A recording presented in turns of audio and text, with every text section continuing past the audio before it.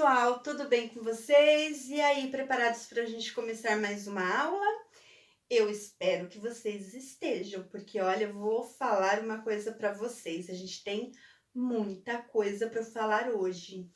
Lembra semana passada que nós conversamos sobre o quê? Nós falamos sobre área rural, sobre agricultura, pecuária, e eu falei assim para vocês: ah, é importante estudar agricultura mesmo se você não mora no campo. Por quê? Porque você come. Lembra que eu falei isso? Eu acho que eu falei sim. E aí, hoje eu vou falar assim para vocês: olha, hoje nós vamos estudar a área urbana. E é muito importante, sabe por quê? Porque você vive numa cidade, não é? Então eu estou aqui, você está aí, nós estamos por aqui, né? E a gente vai seguindo. E aí, ixi, a quarentena, gente, tá mexendo com a minha cabeça. Acho que vocês já perceberam, né? Além de deixar os meus cabelos mais brancos, ó, eu tô pior do que sempre fui. Então vamos lá. Nós vamos falar sobre urbanização, industrialização e infraestrutura. Hoje eu vou falar assim, ó, rapidinho, tipo em 1h30, eu vou falar sobre a urbanização. Aí na próxima aula a gente fala sobre a industrialização e a infraestrutura, beleza? Porque para falar tudo numa aula só eu acho que fica muito cansativo. Vocês vão começar a dormir, vão começar a babar aí no sofá, sei lá onde vocês estão estudando, e não vai ser legal. Então a gente vai falar sobre urbanização. Ai, que nome mais elegante! É por isso que eu amo Geografês, que é essa linguagem geográfica magnífica que deixa tudo, ó, mais bonito ainda, né? Então vamos lá para a urbanização. Primeiro, a gente tem aqui no livro, eu vou seguir o livro hoje e eu quero que vocês sigam também. Então, nas videoaulas, abram o livro de vocês e procurem. Gente, o que essa maluca tá falando? Ah, ela não é tão doida assim. Tá aqui, ó. Ah, entendi. Ah, isso. Nossa, olha, tem um QR Code aqui, sabe? Vocês fazem isso, gente, eu acho tão legal. Igual esse aqui, ó, eu acho que é um joguinho, porque tem aquelas paradinhas lá, o controle remoto. Nem sei se é controle remoto o nome. Ai, vocês sabem, depois me manda lá no chat. Professora, você falou controle remoto, quem fala controle remoto é só idosinho. Acho que é joystick. Acho que é. Ai, não sei, vou procurar no Google depois. Deixa pra lá que não é sobre isso a aula, né? Nós vamos falar sobre o primeiro conceito do que é urbano. O que é rural e o que é urbano. O urbano é relacionado à cidade, aos centros urbanos, aonde estão localizados o quê? O comércio, a indústria, o setor de serviços, né? E o rural é aquele caracterizado pelo quê? Pelo campo, onde as atividades tanto da agroindústria quanto do extrativismo são praticadas. Beleza? Até aí tudo bem, né? Tranquilinho, certo? Né? Porque agora não dá para vocês ficarem, professora, qualquer coisa faz assim, professora, põe aquele emoji lá de dedinho assim, professora, eu tenho uma pergunta para fazer. Aí eu vou lembrar da gente em sala de aula, tá bom? Mas eu acho que é bem simples aí de vocês entenderem, né? O Brasil urbano e o Brasil rural. Então, o urbano é aquele meio que vocês conhecem tão bem, por quê? Porque vocês vivem nele. Bom, será que a maior parte das pessoas vivem no campo ou na cidade? Aonde será que a maior parte da população brasileira vive? Vamos pensar por um relógio. Tique, tique, tique, tique, tique, tique, tique, tique. Eu acho que é urbano. Será? Será que você pensou que fosse rural? Não sei. Vou te falar uma coisa. Lá no início, logo lá no início da colonização do Brasil, nos primeiros séculos ali da história do Brasil, o Brasil era um país rural. A maior parte da sua população vivia na área rural. Por quê? Porque o Brasil ele vivia basicamente das atividades da agricultura e da pecuária, né? Era um país exportador de produtos agrícolas, por exemplo. Então, todo mundo via o Brasil como um país o quê? Um país rural, um país agrário, que fornecia produtos para os demais. Depois começou um processo aí de industrialização e teve, lembra que eu falei lá na aula passada, falei para vocês sobre o êxodo rural? Pois bem, sobre a Revolução Verde, quando começou a Revolução Verde, as pessoas começaram a sair do campo e ir para onde? Para a cidade. Até mesmo porque na cidade tinha assim uma oferta maior de emprego. E no campo, com aquela mecanização, com aqueles tratores, colheitadeiras e piriri pororó que estava sendo implementado lá, os trabalhadores rurais acabavam ficando sem emprego. Então, eles começaram aquele processo que a gente chama de êxodo rural e começaram a ir para onde? Lá para a cidade. Isso daí aconteceu o quê? Imagina, há séculos atrás, séculos não, gente, estou muito exagerada hoje, daqui a pouco eu estou falando que é dinossauro.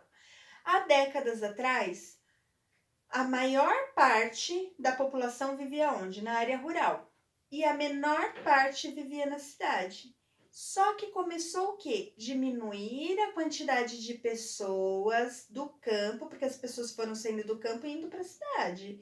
Então foi diminuindo a população rural e aumentando a população urbana. E teve uma inversão. Então imagina aqui, ó, rural, urbano. Foi diminuindo um e aumentando o outro.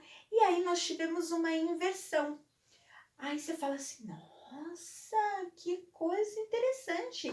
É tão interessante que fizeram um gráfico. Olha o gráfico do que eu tô falando aqui. Então, aqui de azulzinho, aqui tem as décadas, né? A quantidade aqui. Então, nós vamos olhar aqui, ó. Então, está lá. Aqui é a porcentagem, tá? Então, aqui, ó. Lá em 1940... de vermelhinho, eu tenho a área urbana. Então, em 1940, 30% da população vivia na cidade e 70% vivia na população 30% na cidade e 70% na área urbana. 70... Eita, não, estou falando tudo errado, buguei aqui. Então, olha, lá em 1940, nós tínhamos o quê? 30% da população vivendo na área urbana e 70% da população vivendo na área rural. Aí nós vamos lá para 2010, que é o período do último censo demográfico que nós tivemos, porque o censo acontece de 10 em 10 anos. Professora, o que é o censo? O censo é uma pesquisa que o IBGE, o Instituto Brasileiro de Geografia e Estatística, ele bate lá na porta de cada pessoa, tem um questionário gigantesco que a pessoa vai respondendo e ele vai marcando o xizinho lá. Aí eles pegam, fazem todo um estudo e vê ali quantos por cento da população vive na cidade, quantos por cento vive na área rural e vai além. Quantos por cento são descendentes de afrodescendentes, descendentes de indígena, de europeus, quantos são católicos, quantos são evangélicos, quantos são espíritas e assim por diante. O censo demográfico, ele consegue levantar todas essas questões. Os dados dos livros vêm sempre de 2010, porque em 2010 foi o nosso último censo. Nós teríamos um agora, em 2020, que foi cancelado por conta da quarentena. Então, em 2021, se Deus quiser, nós teremos o nosso censo demográfico e aí vai atualizar essas informações. Mas, voltando ao quadro, então nós temos aqui. Lá em 2010, mudou. Então, antes era 70% da população que vivia na área rural. Agora não é mais, ó. Agora só 10% da população. E antes, ali a população urbana, que era de 30%, passou para 90%. Então, teve uma inversão. Quando é que teve essa inversão? Em que ano? É só a gente olhar aqui no gráfico, ó. Lá por volta de 1965, 70. Entre a década de 60 e 70 que teve essa inversão, ok? Aqui nós também temos um outro gráfico e eu acho super interessante vocês, enquanto estudantes, vocês observarem os gráficos dos livros. Por quê? Às vezes, gente, o que está falando no gráfico é o resumo do capítulo inteiro. Então, é muito importante que vocês peguem um tempinho aí para fazer a análise desses gráficos. Então, nesse segundo gráfico aqui, nós estamos falando do quê? Da evolução da população de Manaus.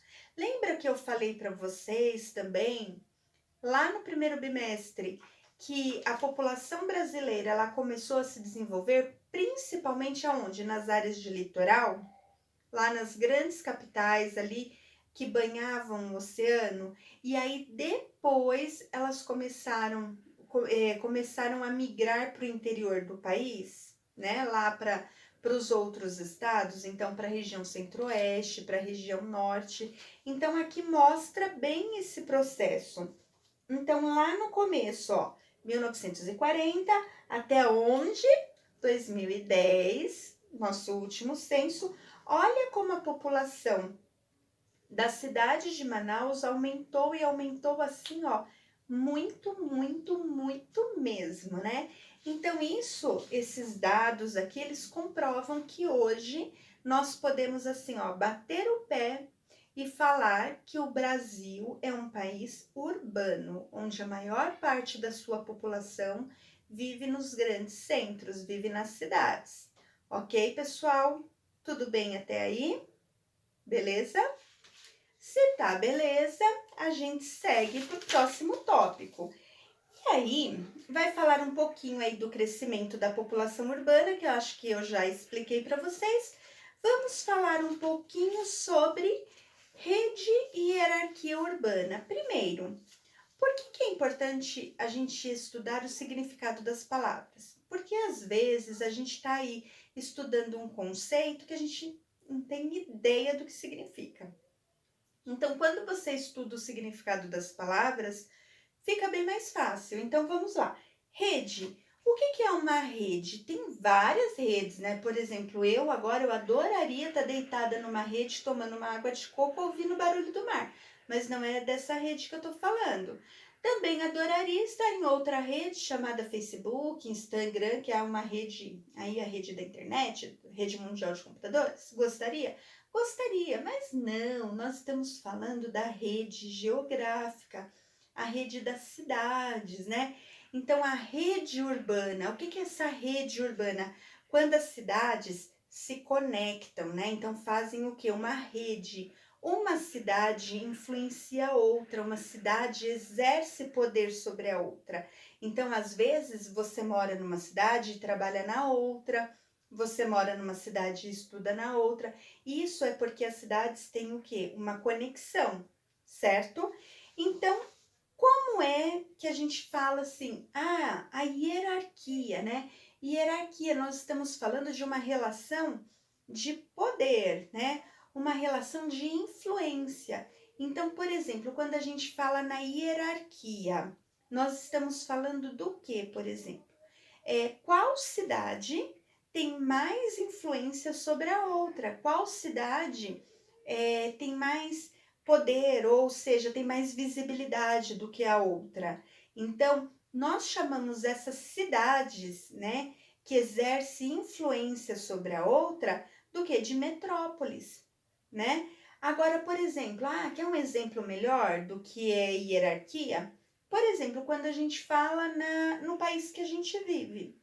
Nós vivemos sob uma hierarquia. Então, por exemplo, tem o prefeito da cidade, tem o governador da cidade, da cidade não, né? Tem o prefeito da cidade, o governador do estado e o presidente do país.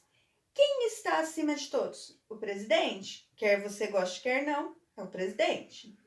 O presidente, ele vai mandar, né, em todos os estados. Então, abaixo do presidente estão os governadores. Então, o presidente dá as ordens, né? E os estados, quando é uma lei federal, né? Os estados têm que obedecer. Abaixo, então tá aqui o presidente, tá aqui o estado. Abaixo do estado estão quem? Os municípios. Então, os municípios, eles devem obedecer às leis estaduais.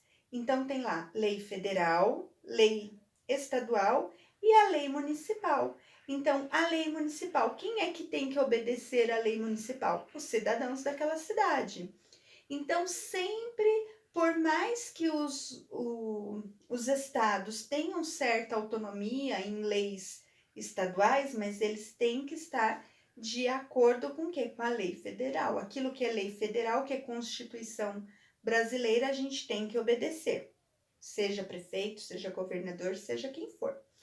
Tem que obedecer. A mesma coisa acontece a relação do município para com o estado. Então, é uma hierarquia. Então, tem aqueles que vão mandando, né? E aí os demais vão sendo orientados pelas ordens dos seus superiores. Existe hierarquia em tudo, até na casa da gente, por exemplo. Quem é o líder máximo, mega blaster aí das ordens na sua casa? Tem uma pessoa, né? O líder, né, da sua família, ele fala e aí os demais acatam as ordens, né? Por exemplo, tem casos, se na sua casa você só tiver a sua mãe, quem está ali no topo da hierarquia da sua casa? É a sua mãe, né? Então, você tem que obedecer às ordens da sua mãe. Por exemplo, se a sua mãe mandar você parar de assistir essa videoaula agora para você lavar a louça, você tem que obedecer. Quer você goste, quer não. Porque você é sujeito à hierarquia, certo? A sua mãe exerce uma influência sobre você. Ela vai mostrar, olha, você deve fazer assim, assim, assim, certo? Agora, se a sua mãe pedir, fala assim, mãe, eu vou, mas é a aula da professora Thelma, é a melhor aula. É a melhor aula, mãe, que tem. Tá de conta. Aí, quem sabe, se ela permitir, você continua assistindo a minha aula. Se ela falar, não, você tem que lavar a louça agora. Você tem que levantar, desligar o computador e bonitinho lá lavar a louça. Porque isso é uma questão do quê? De hierarquia, certo? Mas deixamos esse assunto porque me deu até vontade de mandar a minha filha lavar a louça. Mas deixemos isso de lado e vamos falar um pouco sobre a hierarquia das cidades, né? Já que vocês já entenderam o conceito aí. Então, nós temos as metrópoles. As metrópoles são as grandes cidades, as mega, blaster, super, ultra, belelations, andalations, cidades assim influenciadoras. Então, essas metrópoles, imagina, tem a cidade ali com muitos habitantes. E aí, ela vai exercer influência sobre as cidades menores que tem ao redor dela. Por exemplo, o caso de São Paulo. A gente fala assim, a região metropolitana de São Paulo. Por que região metropolitana de São Paulo? Tem a cidade de São Paulo. Ai, pera, deixa eu ver se eu tenho giz aqui. Tenho giz, peraí. Então, vamos fazer aqui, ó. Então, tem a cidade de São Paulo. Tem lá, cidade de São Paulo. É uma metrópole? É. Tem muitos habitantes? Muitos, muitos, muitos. Já vou falar ainda sobre isso. A cidade de São Paulo, ela não é uma ilha, ela não está lá no meio do mar. Ela está rodeada de outros municípios, de outras cidades que ficam ao redor dela. Eu desenho muito bem, eu sei disso. Se vocês quiserem dicas para aula de artes, eu estou dando aulas online agora, tá bom? Vou continuar aqui. Então, tem lá as cidades. Imagina aqui, ó, Santo André, São Bernardo do Campo, São Caetano do Sul, que mais? Fala aí pra mim. Ai, desculpa, vocês estão aí. Ah, não vai dar pra ouvir. Então, Mauá. Aqui do outro lado nós temos, ixi, eu sou ruim, Ribeirão Pires. Ixi, tem muitas outras que eu nem lembro o nome agora. Poá. Meu Deus, são muitos. Embu. Então tem muitas cidades aí ao redor de São Paulo. São Paulo, ele vai influenciar, porque quando uma pessoa daqui de Mauá não encontra emprego na cidade de Mauá, onde a oferta é menor, ela vai procurar emprego onde? Em São Paulo. Quando uma pessoa de Santo André precisa fazer uma grande cirurgia, está com problema de saúde, precisa de atendimento médico especializado e ela não consegue marcar médico na cidade dela, ela vai procurar médico em São Paulo. Faculdades, a pessoa mora em São Bernardo, mas ela quer fazer uma faculdade boa, assim, uma federal boa, top das tops, ela vai procurar algumas cidades aonde? Em São Paulo.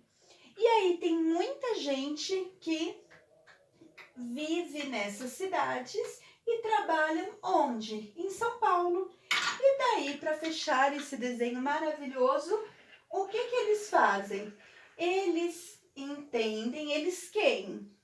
Os geógrafos, os administradores urbanos e tantos outros, eles vão entender tudo isso aqui como o quê? Como região metropolitana de São Paulo, certo? Que é as áreas que sofrem influência ali dessa grande metrópole que é a cidade de São Paulo. Só que São Paulo não se contentou só em ser uma metrópole. São Paulo tem mais de 10 milhões de habitantes. Se tem mais de 10 milhões de habitantes, a metrópole é chamada, sabe do quê? É tão fofo falar isso. Mega cidade. Por que uma mega cidade? Porque ela tem mais de 10 milhões de habitantes. Então, ela é conhecida como uma mega cidade. Ela não é só uma grande cidade, ela é uma mega cidade. Ela exerce muita influência, não só na região metropolitana, mas até em outros estados. Algumas decisões que são tomadas aqui em São Paulo influenciam decisões assim no país inteiro e às vezes até em outros países. Certo, galera? Tudo bem até aí? Estão comigo? Ó, quem tá dormindo, abre o olho, acorda, porque isso é importante, hein? Tudo bem? Podemos continuar? Então tá, então vamos lá. Se ficar alguma dúvida, me chama lá no WhatsApp, tá bom? Então, nós temos aí, vocês já sabem o que é uma metrópole, que a metrópole, ela tá ali no topo, né, da hierarquia. Quais são as metrópoles do Brasil? Só São Paulo? Lógico que não, a gente não tá com essa corda toda, né? Tem várias outras metrópoles, olha, a gente pode citar Belém, lá no Pará, vou colar aqui, ó, Recife, lá no Pernambuco, Rio de Janeiro, Brasília, nós temos também Manaus, Curitiba, Porto Alegre, Goiânia, Salvador. Vocês podem perceber que essas cidades que eu falei, que são metrópoles, geralmente é a capital daquele estado. Então, por exemplo, Salvador é uma metrópole, Salvador é a capital da Bahia. Então, na Bahia existe uma metrópole que é Salvador, porque é uma cidade assim que exerce muita influência. Ela é uma mega cidade? Não, só São Paulo que é uma mega cidade. Então, assim, ela não é uma mega cidade, mas ela é uma metrópole. E aí nós temos, continuando aí, né? Senão a gente vai demorar, essa aula vai ficar mais comprida do que Game of Thrones. Então, continuando, nós vamos falar sobre as capitais e os centros regionais. Então, olha, as cidades consideradas capitais regionais apresentam possibilidades de assumir certa influência em escala regional. Então, centros regionais são cidades que exercem uma influência em toda aquela região ao seu entorno, certo? Aí no livro de vocês tem alguns exemplos, eu espero que vocês grifem. E aí nós temos os centros subregionais, que exercem influência, só que não tanto quanto os centros regionais, ok? Então, nós temos aí o que a gente chama de cidade global. Por que cidade global? São Paulo é uma cidade global, porque ela exerce influência numa área muito grande. Aí nós vamos para os centros regionais, que exercem influência numa determinada região, e os centros subregionais, que exercem influência numa região menor. Como que eu poderia colocar isso numa figura, Pro? Então, olha lá, uma cidade global, aí vem um centro regional, que exerce influência numa escala menor, e um centro subregional, numa escala menor ainda. Tá vendo como a influência ela vai mudando de acordo com o tipo de cidade, com o tipo de metrópole? Aí no livro de vocês tem um mapa muito legal, que eu gosto muito também, é um mapa temático.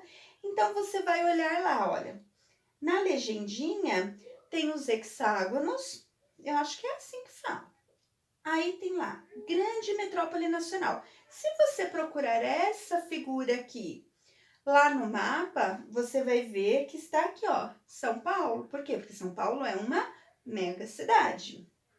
Depois vai diminuindo o quê? O poder de influência de cada região, certo? E aí, essas cidades, quanto maior é a cidade, mais oportunidades ela vai oferecer?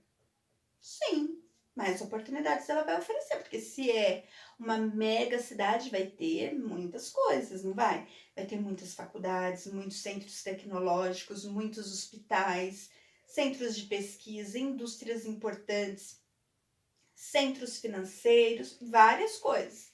Beleza, só que quanto maior a cidade, maior as possibilidades e também maiores são os problemas que podem acontecer nessa cidade.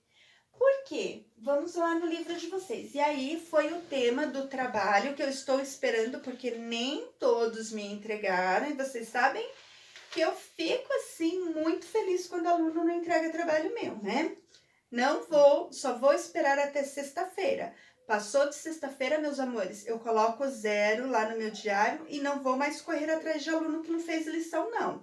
Fica combinado assim, porque olha, ontem eu sofri ficar mandando mensagem de WhatsApp, procurando aí ovelhinha desgarrada que não entregou a lição. Não vou mais fazer isso não, porque vocês estão bem espertos já sabem da obrigação de vocês. Então, ó, até sexta-feira eu recebo esse trabalho. Passou de sexta-feira, ó, não. Então, quais são os problemas? São aqueles que vocês pesquisaram para procurar a música. Então, são eles: desemprego, favelização e poluição. Por que eu estou falando só desses 3 problemas e não de problemas ambientais, só problema ambiental? Por que eu não estou falando das outras coisas? Porque são problemas característicos do centro urbano.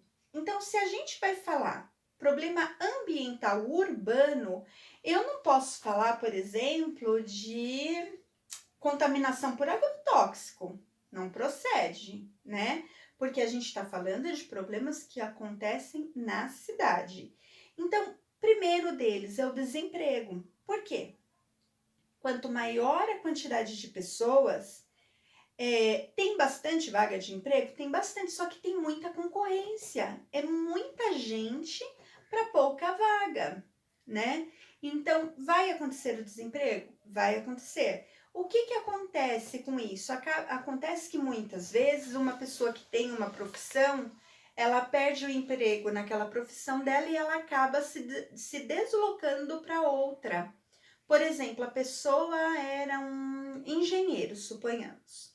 Ela não consegue emprego na área dela. De repente, ela vai montar um comércio, ela vai trabalhar no setor de serviços, né? Ela abre um mercadinho e é um engenheiro, mas não conseguiu emprego, vai ficar sem ganhar dinheiro? Não dá, né? Porque a pessoa precisa pagar as contas, botar comida na mesa lá, certo? Então, o desemprego é um problema muito sério. E o desemprego, ele vai acarretando em outros. Então, por exemplo, a pessoa estava empregada. Aí ela pagava o aluguel dela, pagava direitinho, conseguia. Aí passou um mês desempregado, 2 meses, 3 meses, as coisas começam a apertar. E aí a pessoa fala assim: e agora? Eu não tenho mais como pagar o aluguel. Eu não posso mais continuar vivendo nessa casa porque o aluguel aqui é muito alto. Eu tenho que honrar com meus compromissos, não posso continuar morando aqui. A pessoa começa a procurar lugares mais baratos para viver, né? Então, às vezes, lugares que não tem uma infraestrutura, que a gente vai ver sobre infraestrutura ainda nesse capítulo, mas não hoje. Mas assim, ela vai para lugares que não oferecem muitas oportunidades. E um desses lugares também é conhecido como o quê? Como favela. Ai, professora, você não pode falar favela, porque... Ai, não pode, tem que falar comunidade. Gente, em geografia, o termo desse processo urbano é favelização. Não é um termo pejorativo. Nós estamos falando de uma estrutura urbana, certo? Ficou claro aí? Então, em geografia, fala-se sim favela. Não é pejorativo, nós não estamos querendo dizer, ai, olha, quem mora na favela, ai, a pessoa que mora na favela porque lá na favela é perigoso. Não é nada disso. Tem muita gente trabalhadora, tem muita gente que tá correndo atrás, que estuda, que faz de tudo e mais um pouco, mas ainda não tem condições financeiras de viver num lugar que ofereça mais estruturas, certo? E como professora Thelma também é cultura, eu quero perguntar, você sabe de onde surgiu o termo favela? Sabe de onde veio essa palavra? Sabe ou não sabe? Eu vou contar para vocês, espera aí. O termo favela surgiu lá no Rio de Janeiro porque tinha uma colina, né, um morro, que tinha umas florzinhas amarelinhas muito bonitinhas chamadas favela. As pessoas que viviam ali na cidade, o custo de vida na cidade estava ficando muito alto. O que as pessoas começaram a fazer? Saíram e começaram a construir casinhas bem simples, de madeira com resto de telha que encontrou, placas de ferro, o que foi achando. Ela começou a construir essas casinhas lá nesse morro que tinha essas florzinhas coloridas. Só que esse terreno era um terreno invadido, ou seja, não tinha endereço, por exemplo. E o bairro também não tinha nome, porque era só um morro na cidade. Não tinha ruas, então as pessoas foram vendo, fulano foi construir lá, vou construir lá também. Vou construir lá, porque não precisa pagar. E começou a invadir esse terreno. Quando a pessoa ia, por exemplo, procurar emprego, chegava lá no lugar, aí o outro falava assim, você mora onde? Aí a pessoa falava assim, não tem endereço, né? Então, sabe lá no Morro das Favelas, que era a Florzinha? Aí a pessoa assim, então eu moro lá. Então foi ficando, eu moro lá, não era mais no Morro das Favelas. Eu moro lá nas favelas. Eu moro lá nas favelas. Se referindo à plantinha que tinha lá naquela região, aquela florzinha que tinha lá. E aí foi passando o tempo, esse termo foi sendo muito utilizado. Para quê? Para mostrar aquele tipo de construção feita de madeira, aquela região sem infraestrutura, sem asfalto, sem saneamento básico, às vezes sem energia elétrica, sem água encanada. E aí foi sendo conhecido como favela. E aí, como as pessoas que viviam lá geralmente eram as pessoas mais pobres, foi se, assim, tudo o que era de pejorativo que as pessoas podiam falar. Porque, nossa, fulano mora na favela. Porque não sei o que mora na favela. Então, criou-se esse estigma em volta dessa palavra, favela. Tanto é que agora, se você falar assim, fulano mora na favela, todo mundo vai olhar, nossa, é errado, é politicamente incorreto. Não é politicamente correto você falar isso. Não é como um termo assim, se você falar num tom pejorativo, você ficar rotulando a pessoa, até mesmo porque essas comunidades hoje já têm endereço, muitas têm toda a infraestrutura, só que tem estrutura, só que continuam sendo casas muito simples, sem um planejamento urbano, conhecidos através do processo do quê? Do processo de favelização, que é essa questão aí dos problemas urbanos em relação à habitação, ok? Bom, falei já do favelização, vamos falar da poluição. Então, aqui, quando a gente fala numa cidade como São Paulo, por exemplo, a gente vai ter problema com poluição? Lógico que vai, né?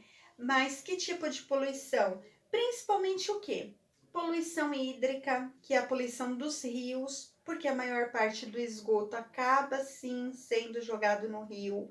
Nem todo esgoto da cidade vai para a rede de tratamento de esgoto. Uma grande parte desse esgoto, por não ter os canais ali próprios para isso, ele acaba sendo jogado no rio. Problema com o lixo, que acaba indo para o rio também. O que mais que o livro fala? Poluição visual e sonora, o barulho da cidade. A poluição visual, ó, eu falei o barulho da cidade e uma menina lá na rua começou a buzinar. Eu tô quase pegando essa buzininha dela e escondendo, porque é poluição sonora, não é? Esse barulho fica o tempo todo com essa buzininha. Ó, não sei se vocês estão ouvindo, mas gente, é terrível. Então, isso porque eu estou num lugar assim super tranquilo e já tem questão do quê? Da poluição sonora. Imagina numa avenida que passa carro, passa ônibus, passa caminhão, tem buzina, tem alto-falante de loja. Isso daí faz mal para a saúde das pessoas. Acarreta no quê? Em problemas de audição, né? A pessoa vai perdendo a sua capacidade auditiva ao longo do tempo quando fica exposto aí a esse barulho em excesso, tá bom? Tem a questão da poluição do ar, que também é muito comum aí nos grandes centros, através do quê? Principalmente por causa daquele gás liberado pelos automóveis, como nas cidades tem muitos automóveis, então o ar fica com problema também, tá bom, pessoal? Bom, em resumo, é isso, né? Nós vamos depois falar sobre as indústrias do Brasil, sobre os sistemas de transporte, deixa eu ver o que mais aqui, sobre a energia. Tem bastante coisa para a gente falar nesse capítulo, hein? E o que eu vou pedir de lição de casa? Ou vocês pensaram que eu não ia pedir nada? Lógico que eu vou pedir. Eu vou pedir para vocês fazerem o quê? Um mapa mental. De novo, mapa mental, professora? Não, pelo amor de Deus. Ah, tá bom, eu estou muito generosa hoje. Eu vou pedir um mapa mental ou um resumo bem feito. Não quero aquelas coisas lá que você escreve em 2, 3 linhas e me entrega. Não quero porcaria, hein? Então, ou um mapa mental lindo, maravilhoso, fantástico, com nome, número e série, ou um resumo bem feito com tópicos, explicando tudo bonitinho, ou você pode gravar um vídeo falando sobre esse assunto que nós falamos aqui hoje. Pode tirar aí os problemas urbanos, falem sobre hierarquia urbana, o que é metrópole, o que é centro regional, as cidades mais importantes do Brasil. Você pode gravar um vídeo e me mandar. Você pode fazer um resumo, você pode fazer um mapa mental e você pode fazer até uma apresentação de slides, se você quiser, e me mandar. Então, eu vou dar liberdade para você criar a sua lição de casa. Você pode criar a forma como você vai fazer. Você pode, de repente, fazer um telejornal falando das cidades, das principais cidades. Vocês são livres. Não precisa mandar mensagem assim.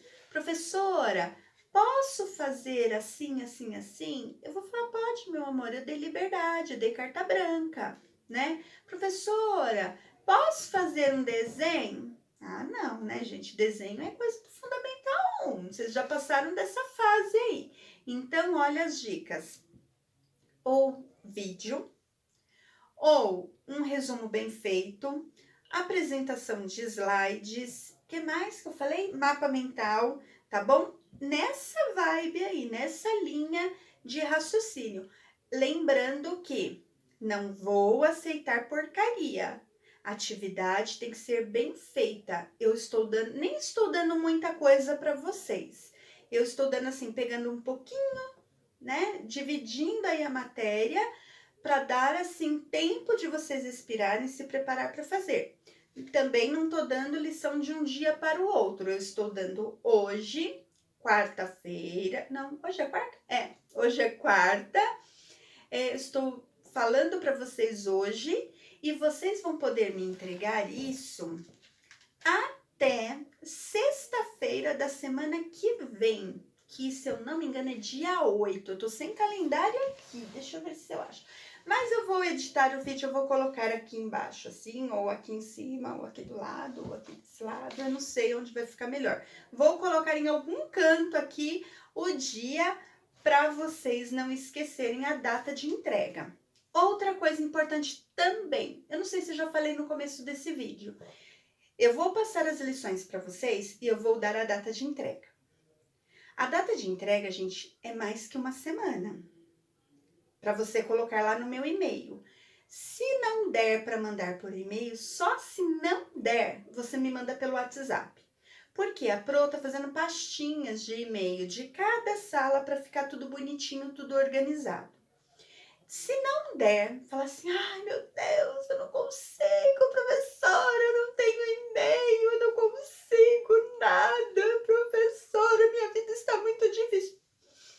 Aí, você me manda pelo WhatsApp. Se não, lá no e-mail, qual e-mail que é? t.caramelo@hotmail.com. Manda para mim que eu receberei a sua lição de braços abertos, caneta na mão, diário aberto sobre a mesa para lançar a sua nota linda, maravilhosa que você merece, porque você fez com todo empenho, capricho que você merece. Afinal de contas, a nota não é para mim, né? A nota não é para mim, a nota é para você. Você precisa fazer para você, não para mim, porque eu já fiz lá quando eu estudava, já fiz na faculdade, já fiz na outra faculdade, já fiz lição na outra faculdade também, já fiz essa lição, as minhas lições já fiz várias vezes. Então você não faz lição para mim, você faz para você. Então faça o melhor, porque você merece o que há de melhor. Beleza, pessoal? Vou parar por aqui, porque senão esse vídeo vai ficar muito, muito longo e você vai dormir e vai babar a rosa de bolinha roxa. Mas é porque realmente estou morrendo de saudade de vocês e aí eu me empolgo, porque eu fico imaginando as carinhas de vocês aí na sala, uns dormindo, mas outros ali espertos, querendo aprender cada vez mais, né, com essa idosinha aqui que passa conhecimento para vocês. Tá bom? Amo vocês de paixão, não vejo a hora que tudo isso se resolva pra gente estar assim juntinhos novamente. Mas enquanto isso, é o que tem pra hoje. Professora Thelma, #blogueirinha, tá bom? Beijo. Fiquem com Deus e até a próxima. Espero a lição de vocês. E lembre-se que vocês têm que comentar o vídeo com aquilo que vocês acharam mais interessante para ganhar ponto de participação na aula, beleza? Era só isso, agora eu vou de verdade. Tchau, pessoal!